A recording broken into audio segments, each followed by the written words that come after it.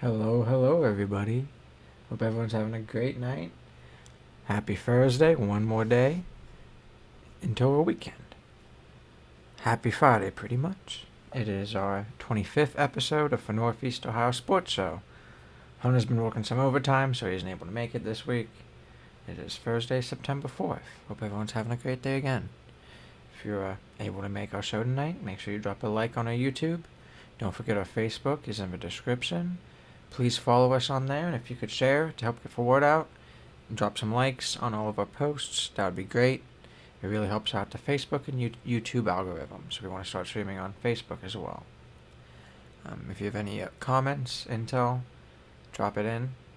Football starts tonight. It's actually starting right now. I might throw it on while I'm talking, so I don't forget. We can see sports above us. It looks like, 7-0 already. Dallas scored. Wow, let's go. 8 minutes left, so it's already been some time. We have also the rest of the scores from this week. Our funny topic is about when the game stops for the stands. The MLB broadcast surprise during the Texas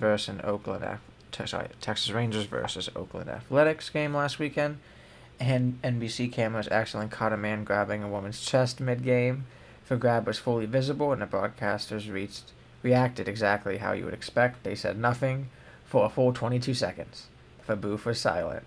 When they returned, Chip Correa tried to lighten the mood and quipped, "We'll try to grab a couple back." That's funny. Points. The awkwardness was quickly clipped for social media and racked up to 5.5 million views on X. That is hilarious. And it kind of shows how some of these games are. I don't know if you saw. It was some game in California, I think, but maybe not.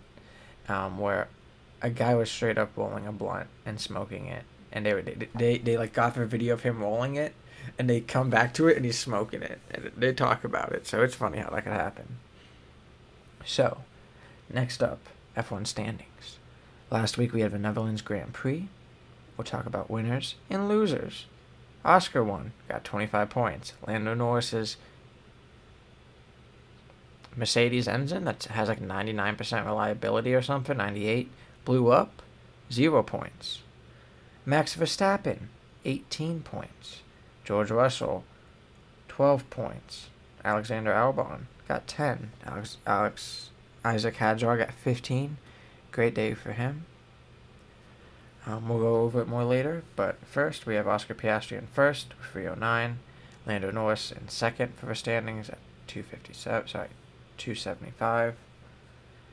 Max Verstappen's in third, 100 points away from Oscar at 205. George Russell behind Max in fourth at 184. You have Charles Leclerc in fifth with 151. Lewis Hamilton, decent amount below, 42 points below in 109. Then we have A.K. Antonelli at 64. Albon in eighth. Nico Hulkenberg in ninth, good for him. Isaac Hadjar in 10th. Lance Stroll in 11th, Fernando Alonso in 12th, Ocon 13th, Gasly 14th, Liam Lawson 15th, Oliver Bearman 16th, Carlos Sainz having a horrible year, Bartoletto, Yuki Tsunoda, Franco Colapinto. Some people are still on scoring. For the teams themselves, for the constructors, McLaren's still in first with 584, Ferrari's in second, 260. Mercedes in third, 248. Red Bull in fourth with 214. Williams in fifth with 80. Aston Martin in sixth with 62. Racing Bulls in seventh with 60. Sauber in eighth with 51. Haas in ninth with 44. And Alpine in 10th with 20th. 20 points, my bad. Quick Browns talk. Obviously, we had a week off. For actual NFL starts this week, QB carousel again, rookie hype, off-field maneuvers. Browns officially displaced Deshaun Watson on the physically unable to form PUP list. He is a PUP, despite optimistic rehab videos circulating, kind of like the TikTok videos that got him hurt. Yuck, yuck, yuck. Coaching staff signals he's unlikely to take a snap this year. Rehab will continue with all that money. You don't want to risk it, but any return, even late in the season, would be ill-advised. So it would be a 2026 comeback.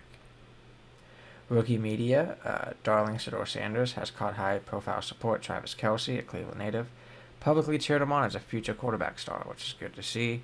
It's good to see him actually get praise and some love from people that haven't really been giving him love, He's been having a rough time. Despite the hype and preseason promise, Dylan Gabriel edged Sanders out for a backup QB spot behind Joe Flacco, thanks to superior arm strength and composure under pressure, per NFL analysis Dan Orlovsky. Good name. But we kind of saw that before then as well. But it's interesting, too. Like I've always talked about, like I do think Sanders will be better. Some of this kind of is bias as well. We saw that with this for drafting. Sanders was kind of already a better quarterback percentage-wise. Arms do matter in the NFL, but we don't have big arm quarterbacks, and if you want to throw a rookie in there for big arm, we kind of know what always happens. He's going to have 3 picks a game, Browns are going to lose, and I'm just thanking God every day that I'm not a Browns fan anymore. I mean, I am, but I'm not a diehard Browns fan. I don't have hope. I don't care. I like racing more, personally. And I like once they got Watson and all these stupid mistakes, it'd be bad, but I do think that Sanders will be better. Obviously, we said, like me and Hunter said before, I say every week Flacco should be starting. The Browns, however, added Bailey Zapp to a practice squad for added Surge at quarterback, because we definitely need more quarterbacks. But I get, if Watson's out, maybe they know that Flacco's a little bit older with 2 rookies, maybe with someone else. As we head into week 1, the Browns sit at the bottom of the power rankings, with optimism low and rebuilding momentum front and center. Nick Chubb is in Texas, so we'll see. It's sad. Once again, the running game, once anchored by Nick Chubb, now lacks a clearer bell cow. Jerome Ford starts by rookies like Dylan Sampson and Quishon Jenkins haven't yet filled the big back void. They're rookies, but I think they will be great.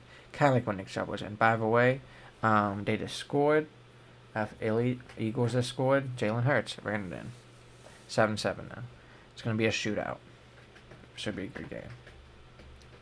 And I'm happy actually Dallas scored on their first time. But their defense is going to be horrible without Michael Parsons. And that was one of the worst trades I ever heard. Michael Parsons, we should be talking about this at a start, got traded to Green Bay Packers for 2 first-round picks. I don't know if there's anything else with that, but I think it was just 2 first-rounders, which is sad. Micah grew up being and I may have talked about this last week, grew up being a fan of the Cowboys. He grew up around Philly. I think actually Harrisburg, my bad. But still, he said a lot of people around him are Philly fans. I mean, the capital of PA.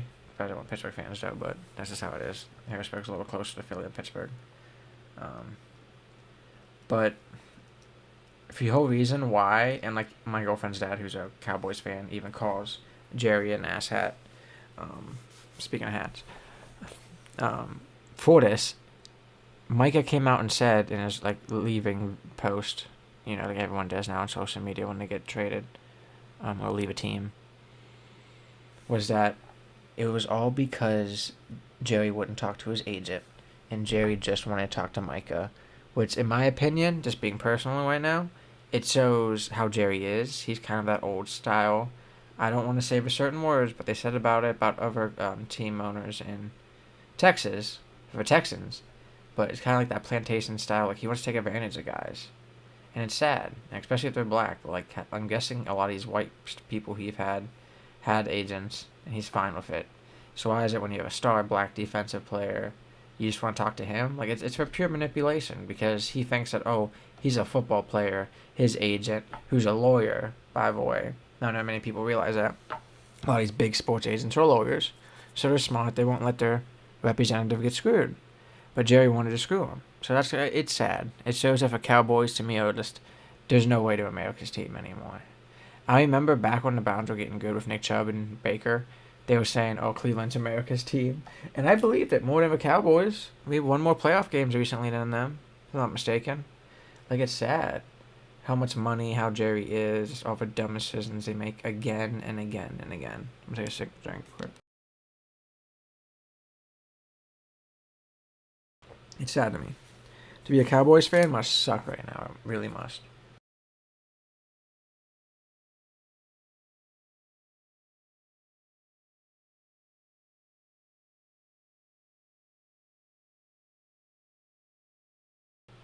Sorry, guys. My mom was calling me.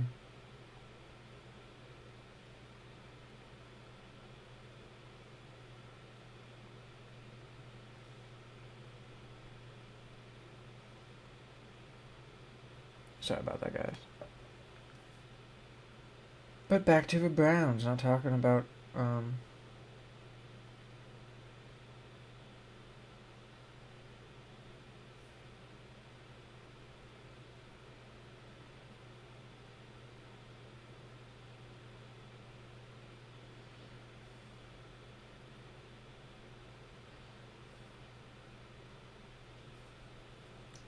my mom's joking with me. We love her. All right, so once again, they're tied.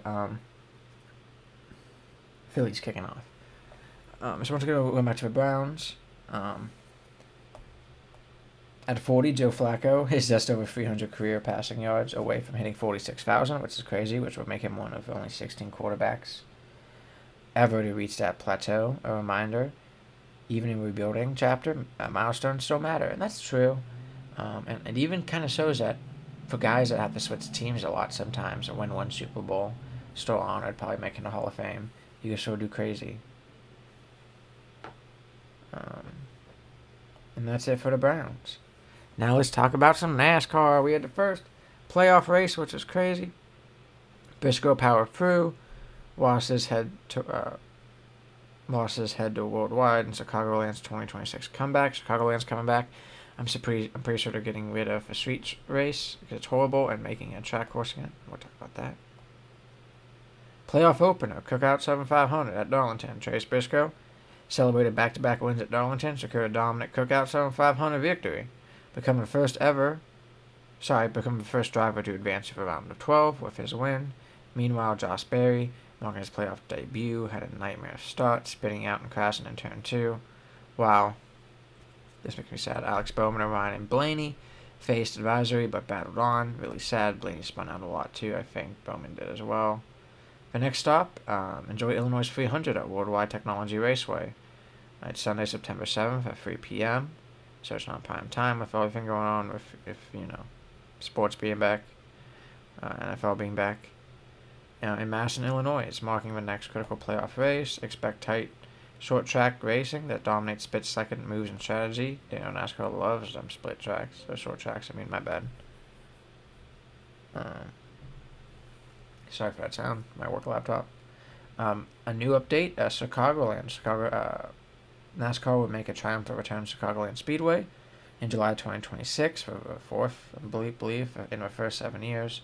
A major boost for fans in regional motorsports. Special starter at Daytona, which I think we talked about a little bit. LSU star Flau J. Johnson will wave a green flag at Daytona Coke 400, which Ryan Blaney ended up winning. COTA ended up keeping its spot as Circuit of the Americas in Austin, Texas for NASCAR keeps its schedule for 2026, continues to embrace international venues and diverse fan experiences, which is great. I might be wrong. I don't think IndyCar races here anymore. I don't remember that this year, if I'm not mistaken, and I might be wrong. Like I said, but F1 races here and NASCAR races here. So it's really cool to see that we have these sports here, and IndyCar has raced there before. So it's nice to have, like I said, diversity, international venues. It's kind of like the American Silverstone. So the fact that NASCAR could race there is pretty interesting.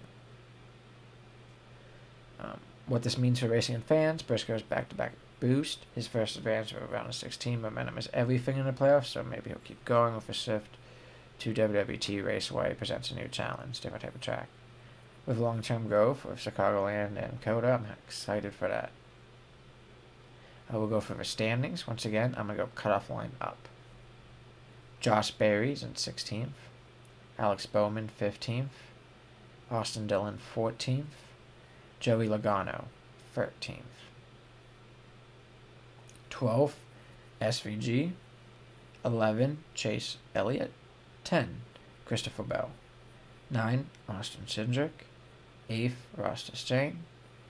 7th, sadly, Ryan Blaney at plus 22 points. Ahead of the winner. Wait, it doesn't actually... it doesn't give me points for Chase Briscoe, who's at the lead. Maybe he's at 44, maybe he's at more. 6 is William Byron, who we thought was going to win for a long time, actually. He was ahead for a long time. 5, Ryan Blaney. 5, Bubba Wallace. 4, Tyler Reddick. It's crazy with everything going on with Jordan's team, how well they're doing in the playoffs or first races. Kyle Larson, 3rd. Denny Hamlin, 2nd. Chase Briscoe, 1st. Gonna be crazy with Toyota in 1st, 2nd, Chevy in 3rd, then 2 more Toyotas. Sad day, boys. IndyCar, we're going to here in a second after I take a quick puff and a quick sip of my drink.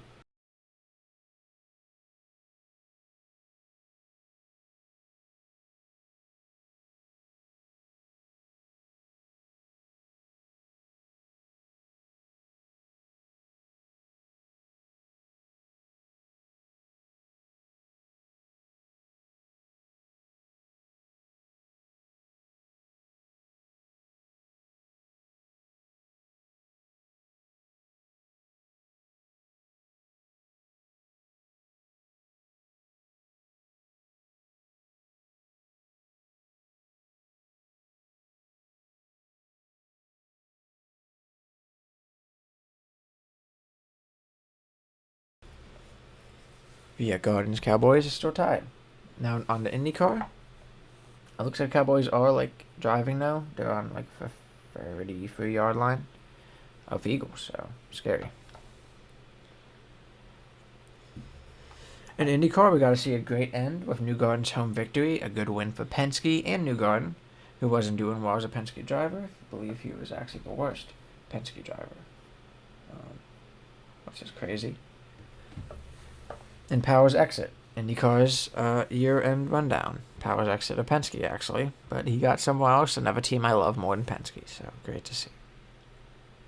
For last race in Nashville Speedway, the 17th and final race of the season, the Borgata Bourbon Music City Grand Prix. So Joseph Newgarden, who's from that area, emerged victorious in his hometown crowd. He overcame chaos of strategic plans in a late duel with newly crowned champion Alex Palou to take the win, which is crazy. Alex Palou wrapped up the season with his 4th consecutive IndyCar championship, solidifying his dominance. The crash during the Nashville race sent David Malukas to the hospital, thankfully. He was later reported to be stable and in good spirits after being airlifted for evaluation. Driver and team headlines and major news yesterday, Will Power announced he's leaving Team Penske after 17 seasons, and he is joining Andretti Global in 2026, which I think is kind of smart. We've seen with Alex Palou that these Honda power units are better. And to be honest, I keep saying this, we knew this was going to happen because Honda does in F1. Honda is what powers Red Bull and what made Red Bull a champion for so long. Until they made Drivers' Championship last year, Constructors now. But, and they won championships for Max Verstappen. And F1's been using hybrids for longer than IndyCar has. So I believe they've been able to use that engine technology for their IndyCar systems, making them more reliable and better with hybrid power systems, and we've seen that. He'll drive for number 26 Honda, marking the end of an era. Because, I don't know, another thing's happening. Number 26 for Andretti Global is leaving. He has such a deep IndyCar history with his dad. Colton Herta will move on to a new role with a test driver for the Cadillac F1 team, which is amazing. I drive a Cadillac. A lot of my family worked for GM. That's great to see. It's sad to see Herta leave IndyCar. Like I said, his dad had a lot of history, a lot of wins. Colton Herta has had a lot of wins for Andretti throughout the years. He's never been able to be champion with how dominant Alex Palou has been, and there's been a lot of other people been well in IndyCar. But he's just going to be a backup test driver for Cadillac F1, and their new drivers, Valtteri Bottas and Sergio Perez, who's Mexican, for the Cadillac F1 team, American team. Their contracts are up at 2028, so unless they put Herta above one of them, which they could easily do, he's going to be waiting a while. He has tested in F1 cars before, and he's done very well. A lot of this they're saying he needs time to develop in F1 because F1's a little different than IndyCar, and see how Colton Herta does in F1. Another thing for IndyCar, they had record viewership over the year on broadcast milestone. The Nashville race delivered a massive ratings boost for Fox Sports, averaged 1.1 million views, the first time since June viewership exceeded 1 million. The final laps peaked at 1.34 million views, nearly doubling the 2024 numbers last year. Personally, I do want to see something with Palou. He's probably he's going to keep racing in IndyCar and dominating, but he needs to get out of there. Try to do maybe F2 or even F1, because IndyCar is just not fun when it's getting dominated by someone like Alex Palou. It'd be interesting to see someone else come in. But it wasn't nice to see Joseph Newgarden get his home win. And I'm trying to think if there's anything else we need to hear from. Final standings, Alex Palou was in first with 711 points. Pato O'Ward, who I like, for Andrew McLaren, got his second place at 515, which is still good. Just Palou was dominating. Third, Scott Dixon. I believe he's a two-time IndyCar champion. Got third place at 452. Kyle Kirkwood for Andretti got fourth. Christian Logard got fifth. Colton Herta, who's now leaving, got sixth. Oh, he's tied for fifth, actually. Felix Rosenqvist was tied too for fifth. Sixth, sorry. Then we had Marcus Armstrong, Will Power, Scott McLaughlin. We'll keep going, actually. It's for last end of the year. We've got David Malukas, Joseph Newgarden in 12th, Christian Rasmussen in 13th, Rinus VeeKay 14th, Alexander Rossi 15th, Santino Ferrucci 16th, Kevin Simpson 17th, Connor Daly 18th. Really wish he could have done better at the end. Graham Murray Hall, he's been driving for a while, 19th. Marcus Ericsson, 20th. Bad year for him. Callum Eilert, 21st. 22nd, Nolan Siegel, Lewis Foster. Robert Schwartzman, 24th. Stingray Robb, 25th. Devin DiVincenzo, 26th. Jacob Abel, 27th. And the rest are people that didn't drive the whole year. Once again, we could see the score of an NFL game above us, and we see the F1 match below us, which is actually the Pirelli Italian Grand Prix, or what a lot of people like me call Monza. That's the racetrack. September 5th through the 7th. Free practice 1 is Friday at 7:30 a.m. Free practice 2 is once again Friday at 11 a.m. Free practice 3 being Saturday at 6:30 a.m. at Italian time. Qualifying is Saturday at 10 a.m. The race, however, is Sunday at 9 a.m. Monza is one of my favorite tracks. They call it, like, this is actually, even though Imola is the other Italian racetrack for F1, that's Ferrari's home track. This track actually gets more visitors, more Ferrari fans than than Imola. I think it's because, like, Imola is in a rich part of Italy. It's a smaller, old-school track. But Monza's awesome. That's what they used to have, a big embankment in Monza. Doesn't have that many turns either, which F1 likes, I like. By the counts of it, they only have 11 turns. They have 2 DRS zones, one in the straight right after the start, the second one after turn 7 in sector 2. And it's DRS zone with a little bit of kink into it. Probably like a 15 degree at the first third, and then straight. So there's a lot of passing opportunities in Monza. You just have to be safe. There might be crashes, a lot of red flags. There's a lot of gravel runoff areas now in Monza, so it's always been a little bit different. Don't forget to drop a like if you're liking the content. Thank you guys for stopping by. The circuit length for this whole race is about 5.8 kilometers. The distance is for the whole race is 306 kilometers or 53 laps, 11 turns clockwise, and it's established 1950. The lap record is Rubens Barrichello, 2004. Here we go, some Brazilian.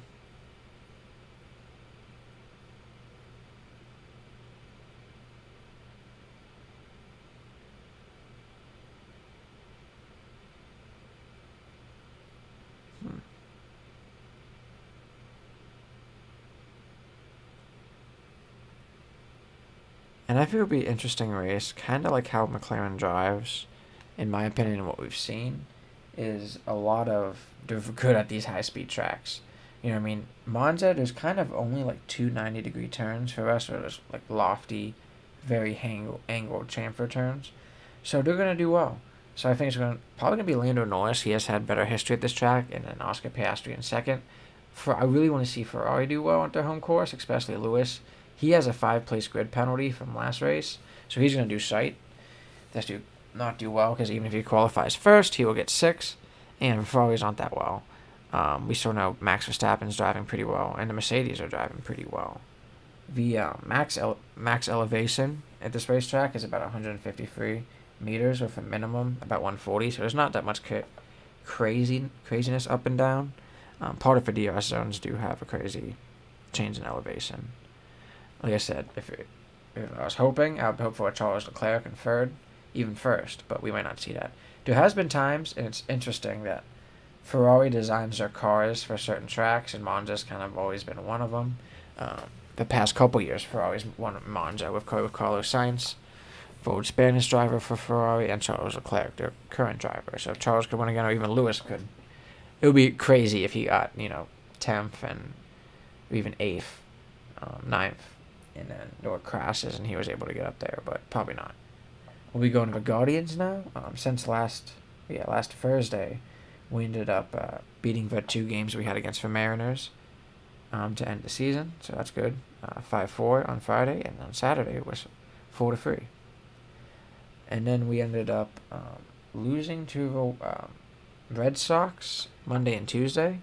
Monday was 4-6, Tuesday was 7-11, and I think we ended up winning yesterday. This said bottom of a 6, 7-1 when I posted it yesterday, but I think we ended up winning like 11-0. But I'll check. And currently the Guardians are losing to Tampa Bay 2-0, so that's great to see. Guardians are 69-69. Nice. Yeah, we won 8-1 yesterday against the Red Sox, so we ended up not winning that series, but going down that series of 1-2. We play Tampa Bay again tomorrow on Friday and Saturday and Sunday. So 4 games against Tampa Bay, probably because we're just 2 games against the Mariners. Those are actually away. Then we're actually at home next Monday, this coming Monday, against the Royals, all the way up until Thursday for 4 games. Then we'll be against, for White Sox, 12th through the 14th. Have a day off, 16th through 18th. We play the Tigers for 3 games. After that, we end up playing the Twins for 3 games. A doubleheader on Saturday. 4 games, actually. A doubleheader on Saturday, we play them again Sunday. 23rd through the 25th, we play the Tigers. 26th through the 28th to end the month, we play the Rangers. What's been going on with the Guardians? Before that, another quick NFL break. I guess we had Dallas Cowboys scoring 14-7 right now. So back to the Guardians. We had their walk-off stunning stretch of playoff person Santana. Carlos Santana for the Guardians, who ended up coming back this year, is out. Put him on waivers. Walkover, win during the Rays. On Wednesday, Cal Manzardo delivered a walk-off single in the 10th inning, lifting Cleveland past Tampa Bay 4-3. It was a 3rd straight win and 3rd walk-off of the season, snatching a 6-game skid, ending a 28th inning scoreless stretch, which is horrible. We ended up losing on Sunday, like I said. Momentum didn't last. Seattle's Julio Rodriguez knocked in 2 runs, and the Mariners tossed a combined 2-hitter to take the game series finale 4-2, which pushed Cleveland 4 games back in the wild card race. An earlier win in the Rays, just talked about. It was also anchored by a Nolan Jones 9th inning homer and Manzardo's clutch walk-off. Like I said, it now sit at 69-69, hovering just at 500, and even further behind for division-leading Tigers, but only a slim grasp away from the wild-card spot. Their playoff hopes are pulled by a thread, making every game a must-win title, and we're not really seeing that much right now with how they're playing. Hopefully we get some runs. Like I said, Santana was ended up waiving in a stunning roster move. Veteran slugger Carlos Santana was placed on waivers. At 39, his production has declined. That's 11 home runs, 52 RBIs. Slash line and OPS barely above 500. For many, this marks the end of an era in Cleveland. And we'll see if he gets picked up, but we were able to pick him up, I think, if it started this year because no one else wanted him. On the farm, Columbus Clippers saw standout performers Petey Halpin, 3-for-4, triple and a homer, and Khalil Watson, 2-for-4, turned heads despite a loss. Lake County pulled off, Lake County of 2Ks, a 7-6 win, walk-off win led by Nick Mitchell's sacrifice fly and Jason Coyer's mid-game hit. Meanwhile, George Valera was promoted to the big leagues for his first MLB appearance as well. What it all means? of resilience for Cleveland and for the win. Most recent walk-off streak, wins the past couple days, shows grit, but we do need consistency. Even winning 2 out of 3 is good, but we kind of need to win non-stop. Now, I know, right? Guardians 69 wins. That's funny. With all these roster shifts, it'll be interesting to bring in these young guys of prospects coming through for the Guardians, so I find that interesting. A little bit of quick NFL news because I wanted to get, NHL news because NHL starts next month.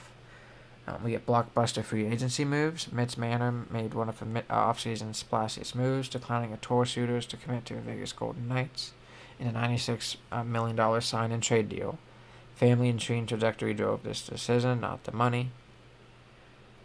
Over in Calgary, up in Calgary, the Flames are on the verge of sealing a 3-year, $3.5 AAV deal with RFA forward Connor Zary, a critical depth investment. Connor McDavid's contract saga continues to grab headlines. Entering the final year of his deal, the star remains coy, but optimism is growing about his potential return to Edmonton. Another Canadian team. They've been championship for the last 2 years. I don't think they've been able to win, though. Even though TNT's Paul Bisonte has softened his earlier prediction of a departure.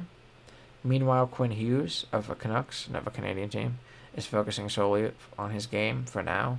With big talks of a deal later, he's argued it's best to stay locked in rather than chase headlines. Goalies and Golden Glove bets. Looking ahead for the next season's MVP race, goalies have become rare value picks. Connor Hellebuyck is already a favorite at plus 200, but keep an eye on. Mitch Marner at 55-1 of flashy talent. Zach Werenski for the Blue Jackets at 500-1, offensive defensive man upside. That'd be crazy. Or Braden Point at 500-1, scoring, and he's underappreciated. Some front office shakeups. The Los Angeles Kings swapped out GM Robert Blake for veteran Ken Hollard, signaling in a new direction. Over in New York, Islanders, a legend, Lou Lamoriello, is moving on, making way for Matthew Doris.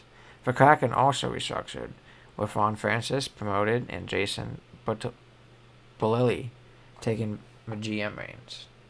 Cap hits. The Devils are grappling with contract strategy amid cap projections rising to 113 million by 27 to 28. GM Fitzgerald is ranking long-term strategy versus flexibility. They do have a lot of young guys who are playing a lot, especially with prospects like the Hughes brothers in the mix, who they're paying a lot for. Who's undecided right now? Jack Roslovic, with 22 goals last season, remains unsigned and a key target, especially as the Leafs navigate cap constraints and maybe want to go back to the finals. They're going to win. Meanwhile, Matthew Schaefer, this year's number 1 draft pick, is already focused on earning his top spot with the Islanders, not expecting freebies. I'm going to take a quick sip of water, and then I got a little bit of NBA news before we're done here, guys.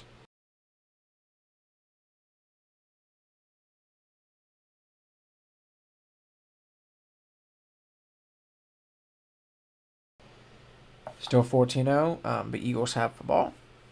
Looks like they're about on the 24-yard line of them boys. Them Cowgirls, actually. We kind of already talked about a lot of big trades. LeBron James, future rumors. Speculation continues about whether LeBron might leverage a trade clause to move in 2026, sparking the debate about his legacy and playoff hopes for the Lakers as a whole. But I think with Luka, they still could do well. They just need more time for chemistry. And they drafted his son, so I do think he's going to stay there. Rumors soar about Kevin Durant considering a short-term stay in Brooklyn before testing free agency next year, potentially reshaping the Eastern Conference, which will be crazy. Young stars on the move. Teams like the Spurs and Knicks are targeting top draft picks from a 2025 draft to accelerate rebuilds. Drew Holiday reportedly finalized a deal with a contending team, bolstering a playoffs backcourt depth. We just don't know yet. Rookie standouts, 2025 draft picks already making headlines in the Summer League, showing promise to become key rotation players next season. Mid-tier signings, veterans like Brook Lopez and Harrison Barnes are securing short-term deals, adding stability to younger squads. There's some salary cap crunch happening right now. Teams like Boston and Golden State are juggling cap space, especially Boston, weighing the risk of max deals against long-term flexibility. There's some coach carousel happening right now, with rumors of assistant coaches moving into head coaching roles in Miami, Denver, Dallas, promoting fresh strategies for next season. And if they did well at assistants, it's kind of how coaching should be.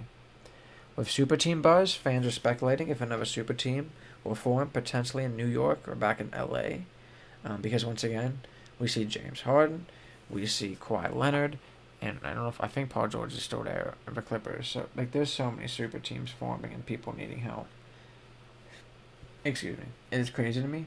It is that way of the NBA right now. It's kind of been that way for a little bit, but it needs to get a little bit better than super teams in the NBA.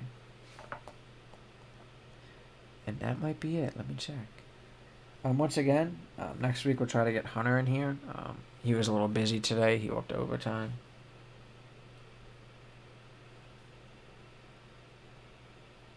So, he wasn't able to make it.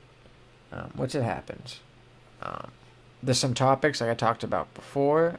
If you haven't watched Happy Gilmore 2 on Netflix yet, make sure you watch it. It's really funny. I enjoyed it. All the cameos are great. If you have Netflix, it's free. The Browns Stadium update, I guess the problems with the FAA aren't problems no more. So, that's good. They're saying that they were able to still pass zoning and be okay. And I think the Eagles just scored. They did. Once again, I think Jalen Hurts, and he looks a little hurt. Jalen Hurts is hurt. So sad to see, but he's putting his body on the line. They have Saquon Barkley. He shouldn't be running it in both times in the end zone. I get it's smart to do it, like for Cam Newton, if you have a good running back, and they're going to go for him, run a read option, have your quarterback run it, but you can't have it all the time and have him get hurt. Back to the Browns. Looks like that stadium in Brook Park is happening right next to the airport, so it'd be great to hear planes all day. But we heard a little bit at the last stadium, not as bad one's right next to the airport. Once again, F1 Cadillac signed Valtteri Bottas, European driver, and Sergio Perez from Mexico. Both have... Bottas was kind of Mercedes' second driver when Lewis Hamilton was doing very well, and Sergio Perez was Max Verstappen's second driver when Max was doing very well. So both of these guys have driven very hard cars that were hard to drive, performed very well, and did pretty decent. Sergio Perez, not too much at the end, but Red Bull, unlike Mercedes, was really making a car to one person. A lot of teams, they'll make a car to their best driver, but they won't make it over anything 60%. And then there's things to spec out your car with. But Red Bull was designing their car as a whole to Max Verstappen. So that's just crazy. And once again, they signed Colton Herter as their backup and test driver. So he'll be able to put in a lot of the times on the what's called the simulator. They have those $20,000 test machines. He'll be driving that a lot for the team. So he'll be learning the tracks, which he needs to do. He'll be learning the tires, racing, and fuel strategy, which is great. Tires and fuel strategy is a big part of F1. A lot of people were saying that actually Colton Herter was going to go into F2 and actually race. F2, they do race at these tracks, but they don't race. One, they're not racing F1 cars. And two, they don't race a lot. You know what I mean? Like, they race probably 1/8 the type of car, the amount of races that F1 does. So he could spend that time on the simulator. It'd be way better for him, personally, I feel, to develop how Colton Herter will become as a driver. Once again, everyone, that's actually our last topics for the night. Hope you have a great night. If you have any other comments, drop them. I really appreciate you stopping, Mom. Hope you have a great night. Appreciate you stopping on the show. We will have our Healthy Living show probably Sunday at some time. Probably around 4 or 5, if I can. If not, we'll be probably skipping it, and we'll be back with me and Tommy doing our Week Ahead News show on Monday at 8:30. This show, the Northeast Ohio Sports Show, is always at 8:30 on Thursday. Normally it's me and Hunter. Once again, he wasn't able to make it. That's understandable. Hope everyone has a great Friday. One more day. Then we got the weekend, guys. We can make it. Have a great night, everyone. Let's enjoy some racing this weekend. Back in Italy. Let's go Ferrari.